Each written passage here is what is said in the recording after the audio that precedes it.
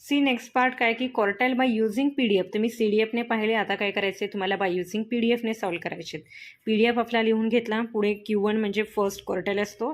In डिटेल्समध्ये notes पाठवल्या जातील, इथे डायरेक्टली एक्सप्लेन करते. Q1 इज इक्वल्स टू काय असेल -इन्फिनिटी टू x लिहितो, पण आता इथे आपल्याला काय करायचं आहे, फर्स्ट क्वार्टाईल काढतोय त्यामुळे इथे Q1 लिहायचा, f(x) × dx. PDF लिहून घेतला. पुढे काय विथ रिस्पेक्ट टू एक्स ज्या काय टर्म तुमच्या कॉन्स्टंट आहेत त्या बाहेर काढून घेते. Lambda square plus x minus mu bracket square into dx. Same तुम्ही डिस्ट्रीब्युशन फंक्शनमध्ये या स्टेप पाहिल्यात की पुढे काय करायचं, put y is equals to x minus mu upon lambda, यावरून x इज इक्वल्स टू काय मिळेल, लॅम्बडा y प्लस म्यू. आता या ठिकाणी तुम्ही तिथे रेंज पाहिली आहे, तुम्हाला मी या रेंज ज्या आहेत त्या आधीच एक्सप्लेन केलेल्या आहेत, त्याच्यामुळे इन डिटेल्समध्ये नाही सांगत आहे. एक्स इज इक्वल्स टू काय तुमचं -इन्फिनिटी टू एक्स होतं, पण आता आपला एक्स नाही लिहून जाणार कारण की तुम्ही रेंज काय घेतली, Q1ला. So Y is equals to काय म्हणायला लागेल की Y is belongs to -minus infinity to Q1 minus mu upon lambda. पुढे काय की जे काय आपला हा PDF जे काय आपल्याला इथपर्यंत हे इक्वेशन मिळाले त्याच्यामध्ये फक्त एक्सच्या जागी काय करायचे, वायच्या फॉर्ममध्ये लिहून घ्यायचं. पुढे -minus infinity to Q1 minus mu upon lambda, वायची रेंज आपण इथे लिहून घेतले, वायच्या फॉर्ममध्ये लिहून घेतले. dx is equals to lambda into dy. आणि तुमची जी काय व्हॅल्यू असते, Q1ची व्हॅल्यू काय असते तुमची 1/4ला, म्हणजे तुमची फर्स्ट क्वार्टाईल काय करते, 1/4मध्ये तुमच्या डिवाइड करते कर्वला. तर तुम्ही डिस्ट्रीब्युशन फंक्शनमध्ये पाहिलं की आपण काय घेत होतो, f(Q1 is equals to 1/4). So या ठिकाणी काय घेणार आहोत आपण की जे काही आपलं PDF आहे इज इक्वल्स टू 1/4. अगदी सुरुवातीच्या स्टेप्सपासून जरी 1/4 इज इक्वल्स टू आपण लिहिलं तरीही चालेल. पुढे काय की lambda upon pi constant term आहेत त्या काढून घेतल्या, मायनस हाही लॅम्बडा आपण हवं तर बाहेर घेऊया म्हणजे लॅम्बडा स्क्वेअर होईल, -infinity to Q1 minus mu upon lambda. Then 1 upon lambda square common घेतले, 1 प्लस वाय स्क्वेअर. या सगळ्या स्टेप्स तुम्ही आधीच पाहिलेल्या आहेत, is equals to 1/4. Lambda square आणि हे लॅम्बडा स्क्वेअर कॅन्सल आउट झाले, 1 अपॉन पाय -इन्फिनिटी टू Q1 मायनस, इथे फक्त चेंज काय की Q1च्या जागी आपला आधी x होता, so 1 plus Y square into dy is equals to 1/4. आता या ठिकाणी पहा की आपला तुम्ही याआधी पाहिले की हा कशाचा फॉर्म्युला असतो तुमचा, tan इनवर्स ऑफ y करता. So tan inverse of y -infinity to Q1 minus mu upon lambda. Next 1 upon pi जे काय आपल्याला रेंज आहेत -infinity to Q1 minus mu upon lambda, दोन्हीही पुट केल्या, is equals to 1/4. Then 1 upon pi tan inverse of Q1 minus mu, tan inverse of Q1 minus mu upon lambda as it is. याची value तुम्हाला माहिती आहे π/2 येते, is equals to 1/4. Okay, then पायने आतमध्ये multiply केलं तर काय मिळेल, 1 upon pi tan inverse of, then is equals to 1/4. So 1 upon pi tan inverse of Q1 minus mu upon lambda is equals to काय येते, -1/4. देन यामध्ये काय करणार आहोत आपण की टॅन इन्व्हर्सची ही जी काय टर्म आहे आपली ती काय घ्यावी लागेल आपल्याला, 1 अपॉन पाय टॅन ऑफ टॅन इन्व्हर्स, दोन्हीकडे टॅनने मल्टिप्लाय केलं तर काय मिळेल, Q1 minus mu upon lambda is equals to tan of -1/4. इथे हवं तर लिहूया, multiply both side by tan वगैरे, हे नोट्समध्ये पाठवलं जाईल. सो याच्यावरून काय मिळेल की पायने जे मल्टिप्लाय केलेलं आहे ते वरच हवेत, त्यामुळे मी डायरेक्टली इथेच तुम्हाला ती टर्म लिहून दिली आहे. हे 1 अपॉन पाय इथले कट होतील, तर Q1 minus mu upon mu is equals to lambda into tan of -π/4 म्हणा, किंवा आपण आधीचं जे होतं त्याच्यामध्ये बाहेर मायनस घेतलेले, तर इथेही आपण काय करूया की बाहेर मायनस लिहून घेऊया म्हणजे कन्फ्यूज होणार नाही. याआधी तुम्ही पाहिली होती ही टर्म, तर त्याच्यामध्ये काय होतं की मायनसची टर्म होती ती आपण काय केलं तर मायनसचं साईन बाहेर घेतलं होतं. आज जरी असलं तरीही तुम्हाला हे पहा -tan ऑफ π/4 असू द्या किंवा tan ऑफ -π/4 असू द्या, हे मायनसचे जे आहे ते इथे घेतलं जातं. ठीक आहे, तर Q1 इज इक्वल्स टू काय होईल, mu minus lambda into tan of π/4. आणि तुम्हाला माहिती आहे टॅन ऑफ π/4ची व्हॅल्यू काय असते, 1 असते ही व्हॅल्यू. सर काय मिळेल, Q1 is equals to mu minus lambda. PDF असू द्या किंवा CDF असू द्या, दोन्हीही वेने तुम्हाला त्याच व्हॅल्यू मिळणार आहेत, व्हॅल्यूज चेंज होणार नाही. हे क्वार्टाईल बाय युझिंग PDF आहे, मी यातली फर्स्ट सॉल्व केले, सेकंड अँड थर्ड तुम्ही सॉल्व करायचं आहे.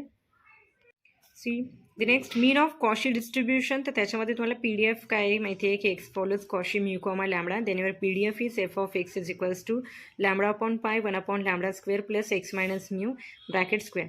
बाय डेफिनेशन आपण कसं सॉल्व करतो, मीन की E of x is equals to 0 to infinity म्हणूया, किंवा इथे तुमची रेंज काय असते, जी काय रेंज असेल ती x into F of x D x. तर याच्यामध्ये व्हॅल्यूज पुट करून घेऊया.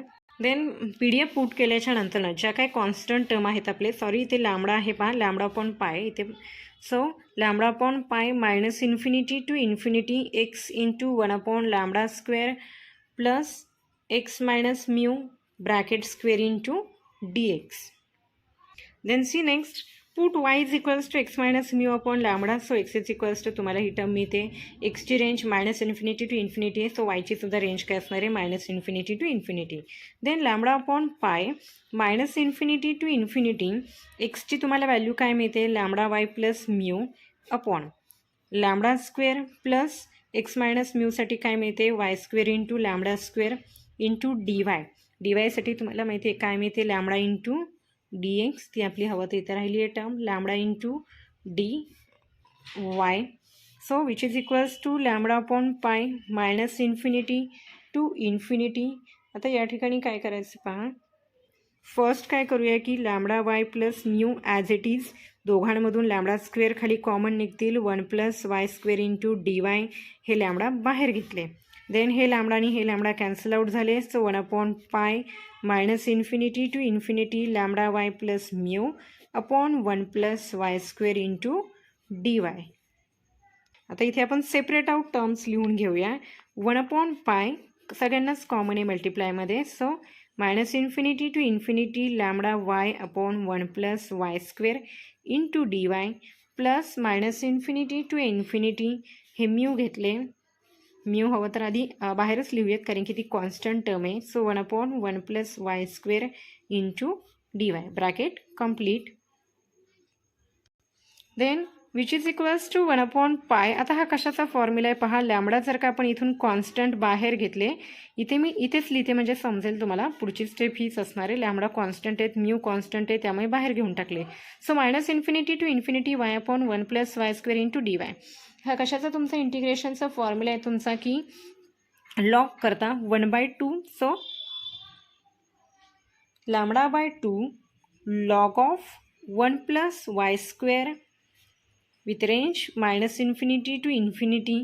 इंटिग्रेशनचे फॉर्म्युले याच्यासाठी माहिती पाहिजे तुम्हाला की याच्यावरून तुम्हाला काय मिळणार आहे, 1/2 log of 1 plus Y square, जे इथे लिहून घेतले, सो डिवाइडचे 2 इथे घेतलेले आहेत, इंटू म्यू, आणि याची काय टर्म आहे तुमची tan minus infinity to infinity 1 plus Y square into DY is, ही जी व्हॅल्यू आहे ती 1 असते का, कारण तुमचे पहा हे जे आहे ते फंक्शन आहे, सॉरी याची जी काही तुमची PDFची व्हॅल्यू आहे ती काय असते, minus infinity to infinity 1 upon 1 plus Y square into DY is equals to काय असतो, 1 असतो. ही व्हॅल्यू 1 का आहे, कारण की याच्यामध्ये पहा कॉशी म्यू कॉमा लॅमडाची व्हॅल्यू काय आहे तुमची 1,1 आहे. स्टँडर्ड कॉशी डिस्ट्रीब्युशन आहे, त्यामुळे त्याची व्हॅल्यू काय असते, स्टँडर्ड कॉशी डिस्ट्रीब्युशन करता जर का तुमचं PDF असेल तर त्याची व्हॅल्यू तुमची येते 1 असते, with range minus infinity to infinity. तुम्ही हवं तर कॉशी 1,1 इथे टाकून पहा, तुम्हाला तेच PDF मिळेल. तर याच्यामध्ये काय राहिलं पहा, तर हे जे काय 1 अपॉन पायची व्हॅल्यू आहे पहा, ती तुम्हाला आधीच इथे घ्यावी लागेल, तरच काय होईल ते स्टँडर्ड कॉशी होईल.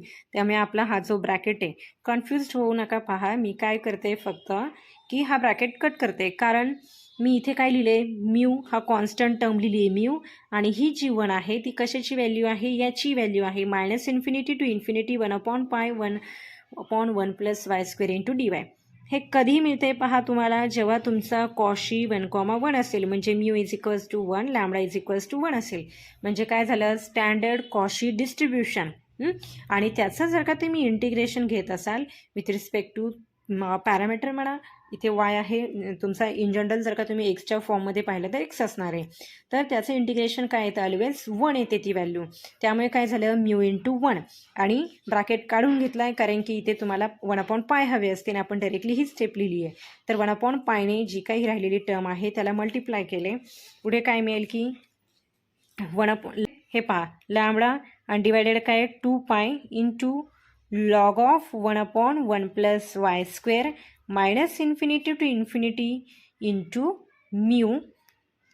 देन सी काय मिळते तुम्हाला शेवटी की λ/2 log of 1 + y² minus infinity infinity plus μ². तर तुमचं काय की लॉग ऑफ इन्फिनिटी तुम्हाला कळायचं आहे, त्याच्यामुळे काय होणार आहे की तुम्हाला तिथून पुढे सॉल्व करता येत नाही.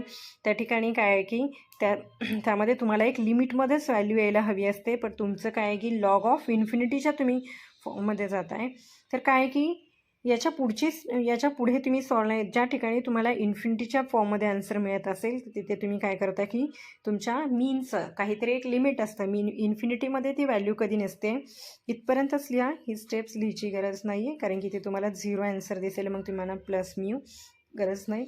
Log of 1 + y² log 1 + y² काय होईल की इथे तुमचं log of infinity minus log of minus minus काय होणार आहे तुमचे हे प्लस होतील. इथे मायनस झाले ते पहा, हे पहा हे कट करा आणि ही लाईन लिहिली तरी चालेल, इथे प्लस हवे होते. लॉग ऑफ इन्फिनिटी तुम्हाला लॉग ऑफ इन्फिनिटी म्हणजे तुमची कधीही कोणतीही व्हॅल्यू, कोणतीही स्टँडर्ड डेविएशन SD/CV काही असलं तरीही इन्फिनिटीपर्यंत ती व्हॅल्यू जात नाही. त्याच्यामुळे काय होणार आहे की तुम्हाला इथे स्टॉप करावं लागेल. म्हणजे तुम्हाला इथे काय होतं आहे की कॉशी डिस्ट्रीब्युशन हे एकमेव डिस्ट्रीब्युशन आहे की ज्याचा मीन एक्झिट होत नाही. बट जर का आपण एका लिमिटमध्ये व्हॅल्यू घ्यायचं ठरवलं तर पुढे काय करू शकतो स्टेप सॉल्व की mu plus λ/2π limit n tends to infinity लिमिटच्या फॉर्ममध्ये घेतोय पहा. हे तुम्हाला काय की हे फक्त जर का लिमिट घेतलं आपण एखाद्या, कारण की इथे काय आहे की आपल्याला जी काय व्हॅल्यू आहे ते एका लिमिटमध्ये हवी आहे, इन्फिनिटी येत नाही, त्यामुळे limit n tends to infinity. N हा एक काय की तुमचं एक रेंज आहे यांची. इथे पहा की तुमची ही जी व्हॅल्यू आहे ती काय होते इन्फिनिटीला जाते. तुमचा कधीच कोणताही मीन असू द्या काही असू द्या ती व्हॅल्यू इन्फिनिटीला जात नाही. तुमचं काय होतं की आउट ऑफ लिमिट व्हॅल्यू जाते. त्यामुळे जर का तुम्हाला ती व्हॅल्यू एका लिमिटमध्ये घ्यायची असेल, एका लिमिटेशनमध्ये तुम्हाला आन्सर आणायचं असेल तर काय करायचं limit n tends to infinity आणि n काय आहे तुमची की एखादी व्हॅल्यू आहे म्हणजे तर -n to n 2y/1 + y² into dy -n to n y upon हे 2 इथे नाही आहेत y/1 + y² into dy. So limit n tends to infinity log -n to n. तर याच्यामध्ये तुम्ही पाहू शकता 1 + n² minus log of 1 + n². तर इथे काय होते की तुमच्या दोन्ही टर्म्स कॅन्सल आउट होत आहेत, म्हणजे तुम्हाला फक्त व्हॅल्यू काय मिळते e(x) = म्यू. बट काय की कॉशी डिस्ट्रीब्युशनचा मीन काय होतो एक्झिट होतो. बट काय त्याच्यासाठी in term of limiting sense, not individual sense. म्हणजे जर का तुम्ही लिमिटेशन घेत असाल तर, बट तुम्हाला नेहमी आन्सर विचारलं जातं MCQजला वगैरे कशाला आहे की तुम्हाला काय फाईंड करायचं असतं, मीन फाईंड करायचा विचारला जातो किंवा मीन एखाद्या MCQज वगैरे विचारलं जाईल की मीन फाईंड होतो का. एकमेव असं डिस्ट्रीब्युशन आहे कॉशी डिस्ट्रीब्युशन की त्याचा मीन एक्झिट होत नाही.